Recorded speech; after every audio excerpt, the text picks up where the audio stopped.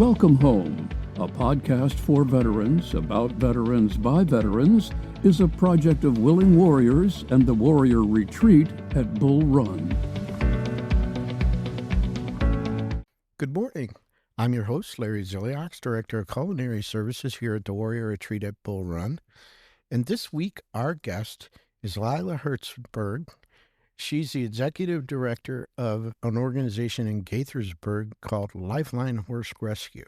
And I wanted to ask her to come on because they have a program over there that helps veterans and active duty soldiers with PTS. It's just a wonderful program, and they've partnered now with Soldier Recovery Unit at Fort Belvoir, which all of our listeners know we are very close to Captain Wooten and the whole team at the Soldier Recovery Unit there. In fact, we're looking forward to the care coordinators from there and Walter Reed coming out for a barbecue lunch next month. So, Leila, welcome to the podcast. Thank you so much, Larry. I'm really honored to be here. Really looking forward to our conversation. I'm looking over your biography, and it says you're an EGALA-certified equine specialist with military designation. I've never heard of that. What is an EGALA-certified equine specialist? All right. Well, thank you for asking. EGALA is an organization. It's a nonprofit that has a model of therapy. We call it EGALA model of equine assisted services, right? Equine assisted psychotherapy. And you will find, if you Google it, you'll find many EGALA organizations around the U.S. and globally. So what does the military designation mean? So recently, EGALA started working more with the military veteran population because of the prevalence of PTSD and veteran suicide. Mm-hmm. Military designation shows that the individuals and program are both military competent, right? So we've had experience and training so that we understand. So this is a program developed by an organization, and then people who work with horses and therapy can take this, we'll call it a course, and then be certified in this and offer it to their clients around the country. And then in addition to that certification, then it sounds as though there's a extra training that you get to get that military designation. Am I saying that right? Yes, Okay. Yes, that's correct, Larry. So it's not just anyone can sign up to become what they call an ES or MH, an equine specialist, or a mental health specialist. The equine specialist needs to already have a lot of experience, because we would not want to have that person who is responsible for the safety, emotional and physical safety of the team and the client, mm-hmm. to have just taken a little course on equine assisted therapy and then set them loose. They have to really understand horse behavior, right? So there's a minimum amount of knowledge that's required to just even to enroll in the course, which is good. To me, as an outsider, that sounds as though they're very interested in providing this service and not so much charging and finding a way to make money offering this. I think that's great. I think more things should be offered like that, and just not, oh, you showed up and you took a test, now you're good. Yeah. And especially when you're working around horses, they are very big and very heavy animals, and you really do need to know what you're doing. I went out years ago to Project Horse, and they put me on the biggest horse that they had, and this horse was huge. It had to have been like almost 20 feet tall. It was the biggest horse I'd ever seen. Anyway, I didn't stay on it very long because I was really afraid that it would start walking away, and that would be the last you see of me. But talk a little bit about, now you've been involved in this career field for many years. How did you get interested in this? Okay, good question. So I have always been one of those horse crazy girls for as long as I can remember. And even before I started my nonprofit, Lifeline Horse Rescue, about 7 years ago, I was always the one people would send a horse to, like, Lila, could you please take this horse? I just can't do anything with it anymore. I'm having a problem, I'm getting divorced, whatever the problem was, right? I finally started the nonprofit, which enabled me to help more horses. And in the process, we wanted to serve the community. So I've always been very drawn to veterans, service members, and first responders. And I saw a documentary from Platoon 22, which is a great local nonprofit, by the way, in Maryland, who we partner with. And it was a documentary about veteran suicide. And I immediately knew that my mission for that helping and giving back to the community would be to partner these rescued horses with those warriors and family members in need. So that's how I got started with that.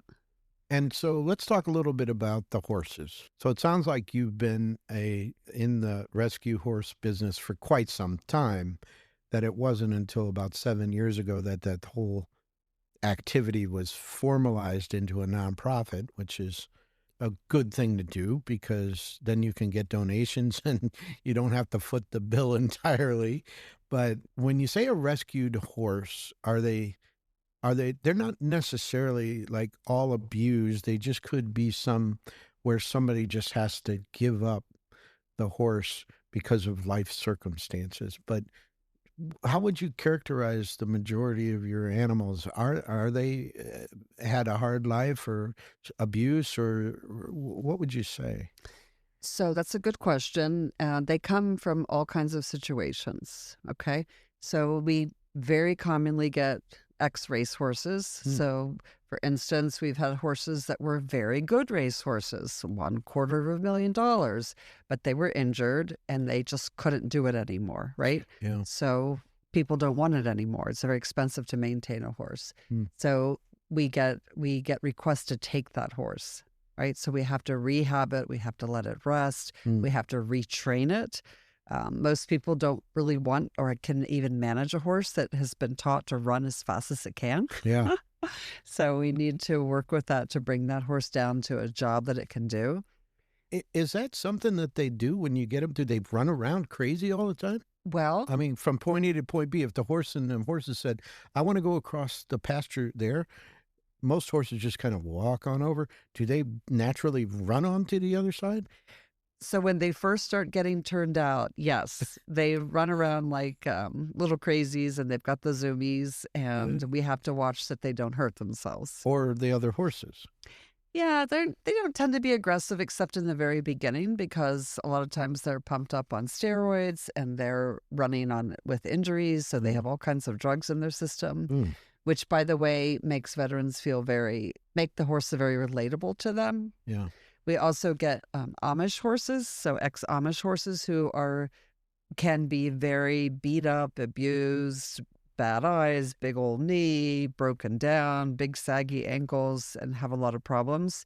And what we do with those horses is first just let them be a horse, right? So their personality starts to come out. They're very stoic at first, and finally they get to the place where they can shake their head and maybe roll in the pasture and, oh my God, take a treat from your hand because they have not had that experience before. And they become wonderful companions. If they're sound enough, they could have some light riding, but they're wonderful therapy horses. Wow. How many horses do you have on at the facility? So, we tend to have around 15. They're not all part of the rescue, but every horse, so they're either my horses, 1 or 2 boarders, or they're owned by Lifeline. Lifeline has limited funds. We can only, we have to turn away some owner requests, which is very sad. We hate to do that, but we're on a very small property. Sure. But every horse on the property is used in some capacity in the therapy program, regardless of its personality. Right. And tell us a little bit about the therapy program itself, how it worked. I know from my own experience of when Project Horse was around, we took all the guest state coordinators up there and kind of ran them through the paces so they understood what the warriors were going through. When it comes to abused horses, there was a direct correlation between their post-traumatic stress and the warriors' post-traumatic stress. And almost very relatable between the animal and the warrior. And we know, and I'm sure a lot of our listeners know, that horses are very intuitive animals and they can pick up. In fact, we've seen warriors go out with their family, and I've seen horses single out the warrior from the rest of the family. They knew which one was the warrior and was akin to them in that they had issues with PTS, maybe TBI, but the horse could very quickly pick them out and relate to them. And the warrior as well. Once the warrior recognized that the horse was coming up to them, they bonded very quickly. I was really, really impressed with the horse's ability to recognize what was going on. And so I think these programs are amazing. What does your program look like there at the Lifeline Horse Rescue? Thanks for asking, Larry.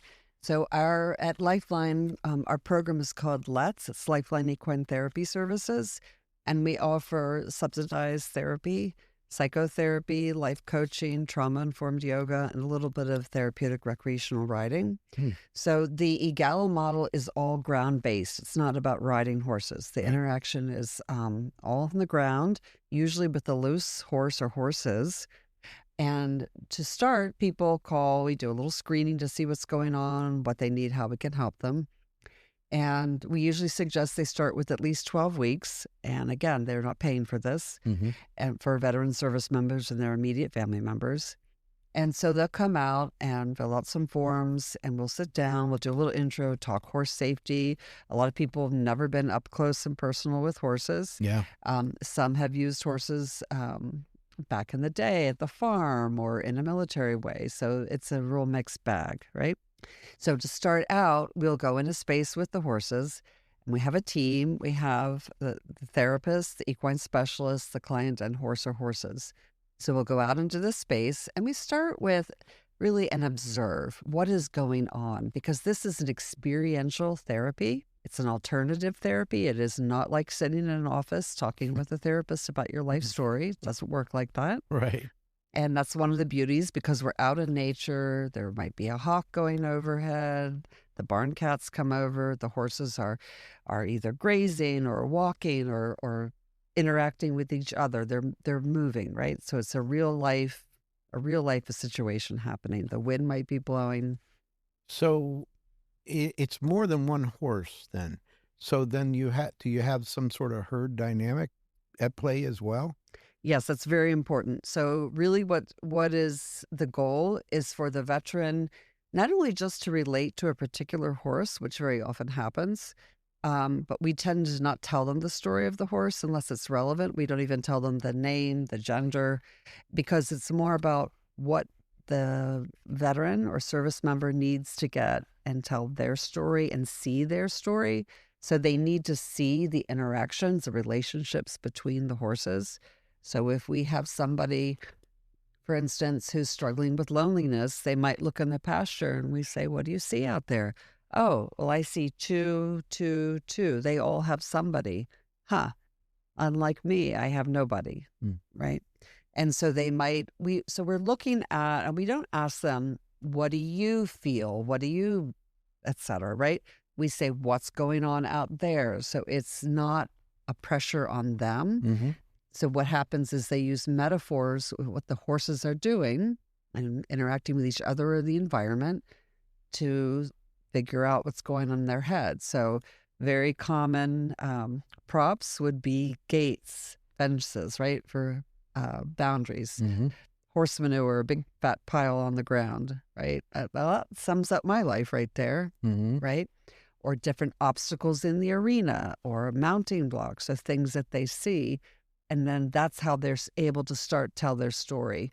Well, we don't create it for them. It has to come from them. Wow. Yeah. And is this a group therapy or is this one-on-one, or can it be both? So we offer both. So we have individual, couples, family, and groups. So we tend to have monthly themed groups, and we also have groups that come from organizations. For instance, we see Walter Reed recreational therapy groups about once a month when the weather's nice. Mm-hmm. We have SRU from Fort Belvoir comes.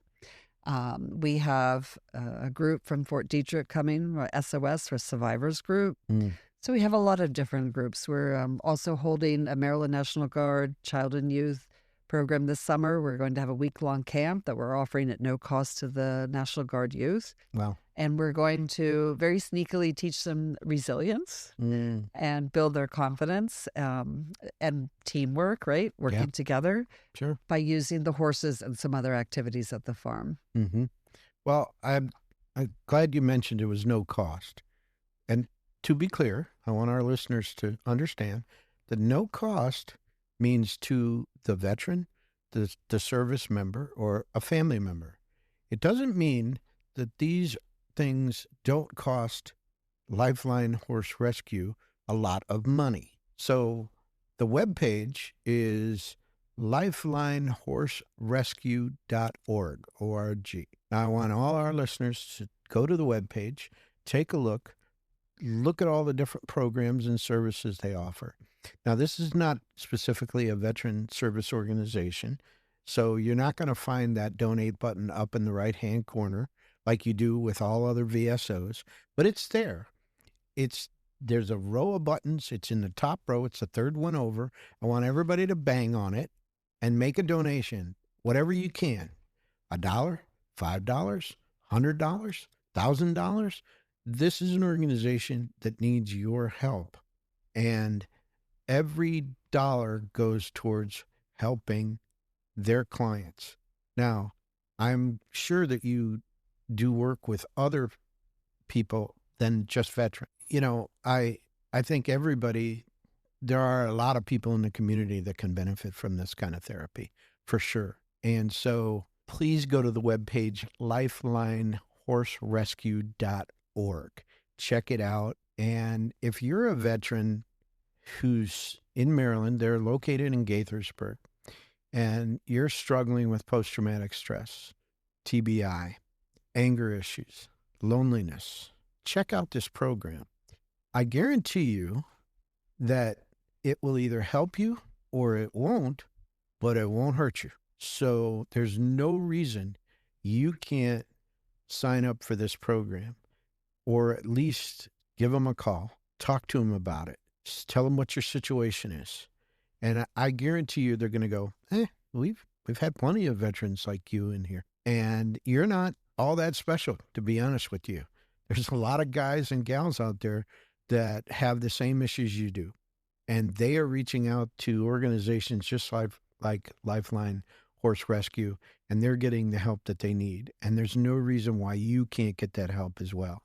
And while you're on the webpage, look for that donate button. It's on the top row, number 3 from the left.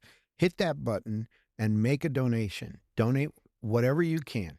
There's no amount is not needed. Let me tell you. Where does your funding come from? Is it mostly donations, or do you have any grants that are coming in? How much does the community support you? Well, that's a good question, Larry. So we have some support from a few donors. For instance, one racehorse breeder who's a very kind person who gives us a small donation every year. We have a private individual who is military connected, who is very kind and wants to help the horses and the military. It costs a lot of money to support these horses. You know, we have vet bills sometimes. Yeah. And so basically, a lot of the work is done on a volunteer basis, but I have to pay my staff of therapists and equine specialists, right? So we have reached out to a lot of grant opportunities, and we've had some state funding. We have had some federal opportunity, which have been slashed this year. So we're definitely in a tight spot, unfortunately, but we're not going to give up. We are going to provide service. We're just going to, whatever it takes, hell or high water, we're going to make sure we continue because we know that what we do works, and our mission is no suicide, right? That's the bottom line. So whether the person has moral injury, PTS, substance use disorder because of all those things, military sexual trauma, whatever it is, we're going to help them. Yes, we could absolutely use donations. We probably don't go out there and say that enough. I'll say it for you. LifelineRescue.org. Hit that donate button. You know, one thing you just mentioned that really, really hit me was your vet bills. So those of our listeners who have dogs or cats and take your dog or your cat to the vet, think about the bill that you get from your dog and cat. Now multiply that by the size of a horse and think of how much money they need just to stay operational. And they take extremely good care of these animals. These are abused animals. They need a lot of care, and they're providing them with a quality of life that many of these animals have not seen before. And so that takes money, it takes volunteers, it takes time. Let's talk about volunteers. A nonprofit needs volunteers. They're the lifeblood. I know how it is here. We have a small staff, but everything else is done by volunteers. If we didn't have volunteers, we wouldn't be in business. So how can people volunteer and help Lifeline Rescue? Thank you for asking, Larry. We are fortunate. We have a number of volunteers. By the way, many happen to be veterans. So whether they were formerly enlisted or they're officers, it doesn't matter. Everyone is kind of the same at the farm. And everyone who comes is willing to roll up their sleeves and sling manure, help feed horses, carry hay, unload feed. Some have more physical limitations due to injuries. Sure. So they might help at an outreach event, or they might locate a funding opportunity. They might help run our. In fact, we have an open house coming up Saturday, May 17th. So they might help at one for the kids' tables and activities, something like that. We can always use volunteers. Yes, absolutely. We couldn't do it without them. Yeah. Yeah, so true. Yeah. And how do volunteers reach out to you? We have a contact form on the website. Okay. So that would be the best way. And I would be the one answering because I wear a lot of hats.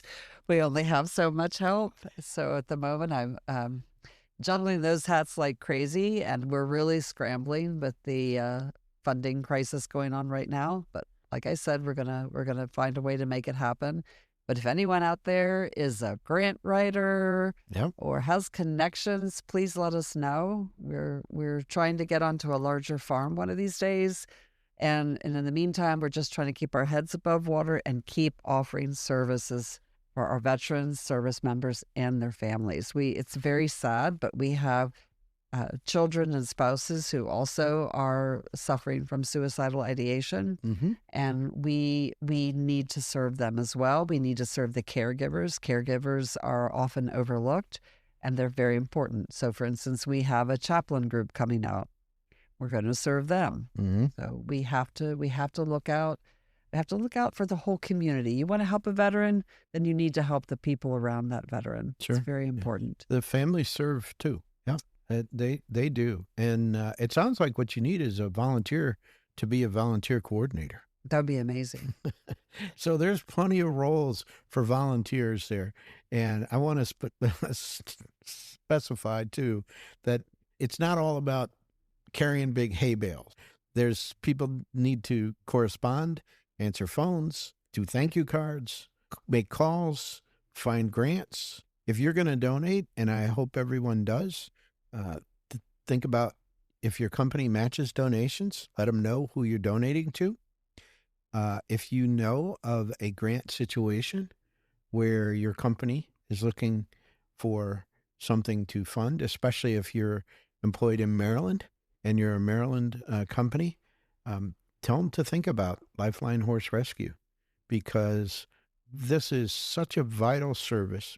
And there are 47,000 veteran service organizations in this country, and many of them are doing incredible work. I would categorize your organization as one of those because what you do saves lives. There's just absolutely no doubt about it.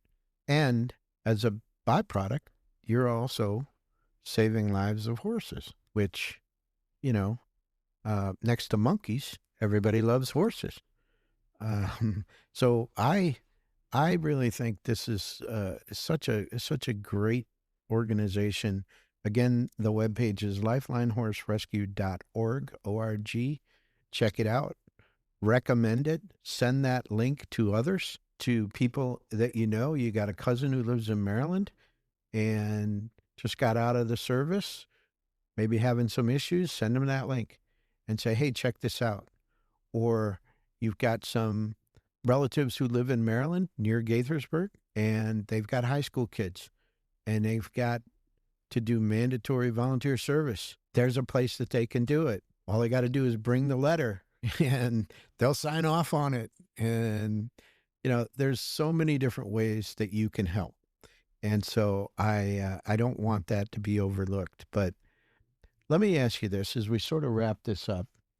What's the one thing you want our listeners to know, the most important thing you want them to know about Lifeline Horse Rescue? Thank you, Larry. The most important thing I want our listeners to know is that if you're hurting, please reach out for help. Please don't stay isolated. Don't think you're the only one suffering from moral injury, or maybe you don't even know what moral injury is. But you can get help. You can get better. If you're in our area, we would love to help you. Just give us a call. It couldn't be easier. We're there for you. We are a solid community and a very quiet farm. We can help you. And don't be afraid to ask for help. It's never too late. You've got substance use things going on.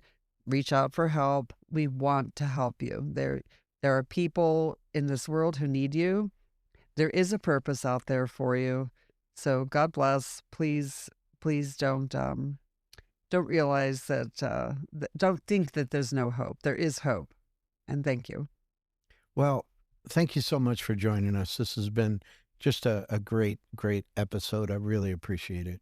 Thank you, Larry. I really appreciate the opportunity. Yeah. So for our listeners, we'll have another episode next Monday morning at 0500. For those of you who like to get up bright and early and listen to podcasts, you can find us on most podcast platforms, also on YouTube and on Wreaths Across America Radio. Thanks for listening.